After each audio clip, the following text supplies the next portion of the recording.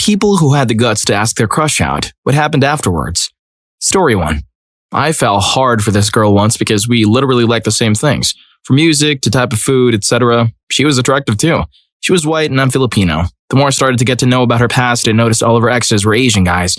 Nothing wrong with having preferences, but I dodged a bullet because she only liked me because I was Asian. And the fact that she did the deed with my friend while me and her were on the talking stage.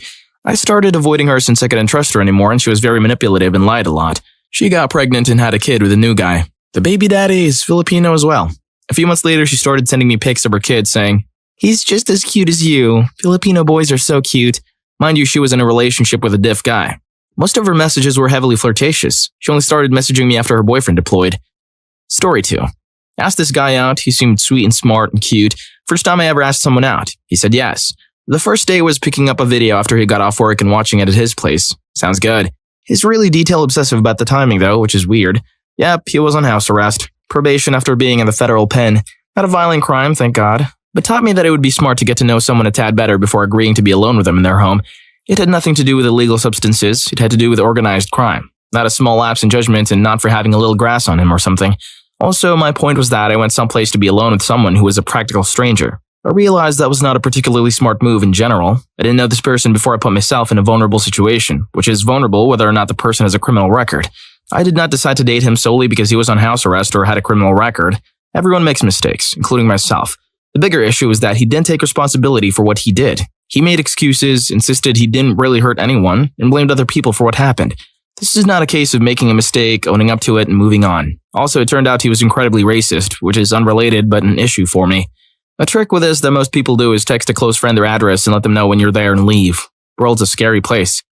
Story 3. Who had the guts to ask their crush out. Her junior year of college. We got introduced through mutual friends and hit it all hard for this girl once because we literally liked the same things. The coffee shop at my school, doing homework, etc. All that. She was attractive too. We didn't really seek each other out. Just kept running into each other because of our mutual friend groups. Past and noticed all of her exes were Asian guys. Hang out and chat and flirt jokingly. Having preferences, I didn't think I had a chance to bullet because she only liked me because I was a year older than me. So I figured she was my friend while me and her were on the talking stage. Turns out she didn't think she had a chance with me. Since I couldn't trust her anymore, she was very manipulative with my jokes. She got pregnant and had a kid with a new guy. I be with him? Baby He's the light of my Filipino life. as well. And so I didn't think of it as any less of a fun joke when she did it. One night we both went out to a bar party with a group of friends and ended up going home with different people. Mind you, she was in a relationship the next day, and I was like, most of her messages were heavily flirtatious. She only started messaging me after her boyfriend deployed. A couple of days later, she mentioned that the guy wanted to grab lunch with her, and she wasn't sure she was into him the same way. Smart and cute. I was walking her home and thought, if I didn't say something, I'd regret it. The first, so I gambled that maybe all that joking or flirting from her was real. Told her I had feelings for her, and then spent the longest 5 seconds of my life waiting to hear, "I'm glad you said something, because I like you too." It's been 2.5 years and we're still going strong. Story 4. I go to a cafe and the barista is a grade A cutie pie. I just broke up from a soul-sucking relationship 3 months ago that had lasted 7 years and 5 years longer than it should have. We talked often after work, for me, and shared similar tastes in music, if not an appreciation for all music, appreciation for film, and discussed much of it, even suggested some movies to each other to watch and shot sarcastic comments back and forth. I mustered the courage to go ask her to go pumpkin carving last weekend and she said she would love to. She asked the next day if I'd like to go out because she had a surprise day of work off. We had a 4-hour conversation at a cafe downtown and then went on a 2-hour walk. Came back to the car holding hands. In all of my life, I've never really done that. She said she wanted to not get into a relationship like that quickly, and I agreed. Drove her home and gave each other a hug goodbye. She asked if I wanted to come over that next Friday evening and cook dinner and watch some scary movies. We did, and it was great. Watching people get chased by a guy with a chainsaw had the desired effect, I believe because I ended up crawling into her arms and squeezing her palms. Watched the next movie and just ended up essentially hugging the entire time and scratching each other's head. Time to go, and I go to give her a kiss on the cheek goodnight, but she goes for the lips instead. We laugh. 2 nights later and we spend Sunday all together and go thrift store shopping. Too much rain for the planned pumpkin carving. 6 hours later, I walk her to her car and we look into each other's eyes. I go in for the real deal kiss and she does too. That was yesterday. I feel a happiness inside I haven't felt in years.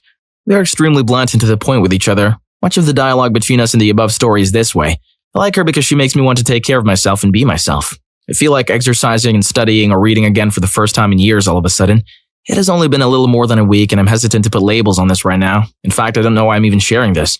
I can tell she's very special to me. And that's all that matters, I suppose. You never know who you'll discover behind a face until you talk to them. This has most definitely affected me for the better, even if it does not end in the ideal manner. My only hope is that my old habits do not resurface and hurt this. Oh my God!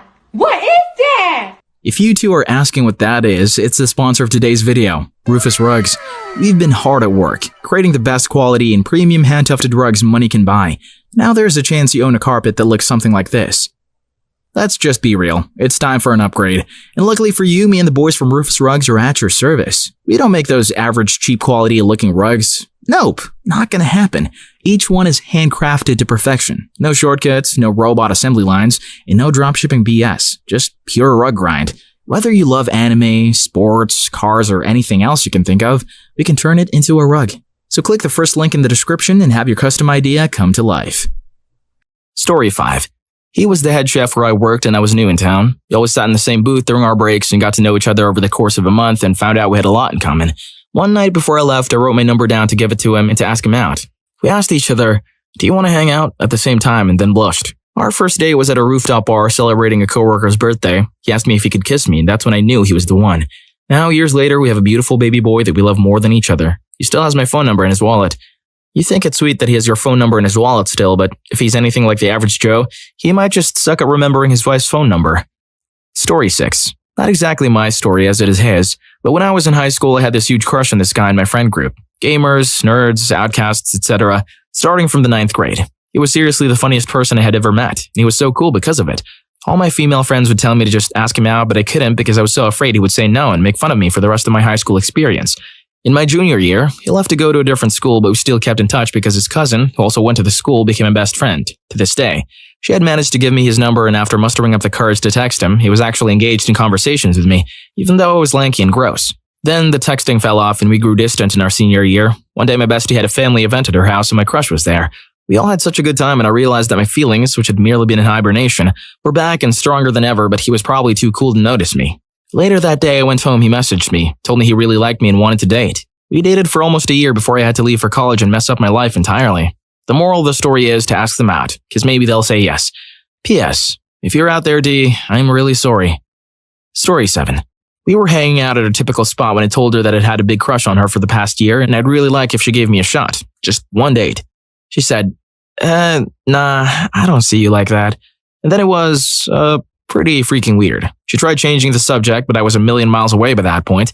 I made up a reason to take off and she graciously didn't call me out for it being BS. I avoided her the next few weeks. For some reason or another, her rejection humiliated me even though no one else knew about it. If she texted to see if I wanted to hang out, I wouldn't respond or I'd lie and say I was doing something. One night there was a knock on the door of my apartment. It was her. I knew she'd come around. I opened the door and she came in and sat down on my couch and said this, and I'm paraphrasing. "I just don't like you in a romantic way. I can't help it. I'm just not attracted to you. You just don't spark my fire. I'm sorry. That being said, I miss you. You're my best friend and I spend pretty much all my free time with you. So if you want to go on a date with me, I'll do that for you." And I realized how much my friendship meant to her and how bad and cowardly I'd been to avoid her after she rejected me. I told her that I was sorry and if she could forgive me and see her way past this, I'd really like to resume our friendship. It wasn't easy, but I was able to find the maturity to conquer those feelings. We picked up where we left off, minus a little baggage. A few years ago, a lifelong friend from back home came down to visit me, introduced him to my friends here, and, well, she found her spark. They've been happily married now for 2 years, and I can only hope that their son and my daughter can enjoy the same level of friendship as she and I do. Bravo, dude. That's the story of growing up right there. If you've had this exact same rejection event, leave a like in the video and subscribe to the channel. Maybe you'll get more luck now. Story 8. This was an agonizingly depressing one that ended well. We met, ironically enough, on Valentine's Day in 2015, and I was instantly thinking, oh god, what? Because she was really nice, had a great sense of humor, and was stunningly attractive. Anyways, we lost contact and met again the following year, and I was even more, oh god. So I was avoiding eye contact to not look like I was staring, and when we spoke, I always lost track of the conversation thinking about her. We spoke for a while and then lost contact again in 2017 after she moved miles away and we lost every single other shared contact. Suddenly, by sheer chance, Instagram recommended her account to me saying it was new to Instagram.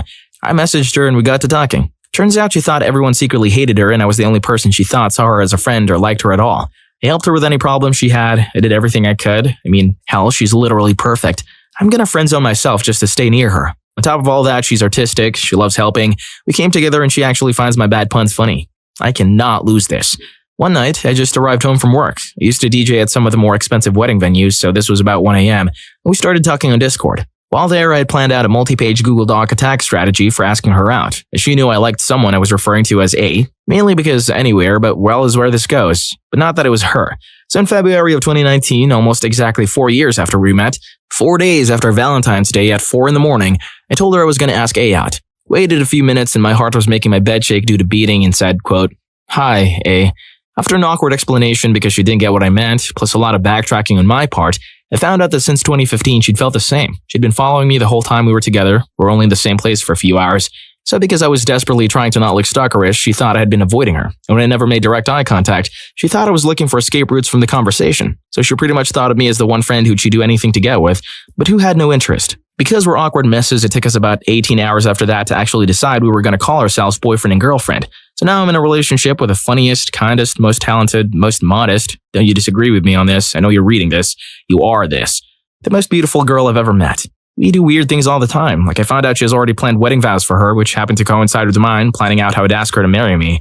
Well, finalizing, I'd planned that one out at work before we even got together because I'm a creep. The moral of the story, time means nothing. If it takes you years, doesn't mean they'll think you were only ever friends with them to get with them like I was worried she'd think. Story 9. This girl came to my school in 9th grade. We had both suffered bullying, but we were generally happy people. Neither of us had ever had that one close friend. We became that immediately. I had a rough year and basically had a relationship with a girl while my friend had a crush on me. She had no reason to continue being friends with me, but she did. We've been like family ever since. We go through the problems of high school, the work, stress, uncertainty. My parents almost split up when I was a senior. We helped each other through everything. People would mistake us as a couple. We always had fun with each other, have deep talks, talk on the phone or FaceTime for hours, and have occasional sweet and sentimental moments. We'd laugh it all off and swear up and down nothing would ever happen. I was adamant about a relationship because I didn't want to get hurt again and thought I'd just be fine alone. We follow each other to college. We spend all this time together and continue being buds. She has so many amazing qualities. But one day I realized that all the great qualities she has that I've loved and respected all these years are the exact things that would make me risk everything for a relationship. My brain switched gears immediately. 6 years of being each other's closest friends and now I caught feelings. I told her in person. We talked for about 3 hours. She said she considers me too much like family.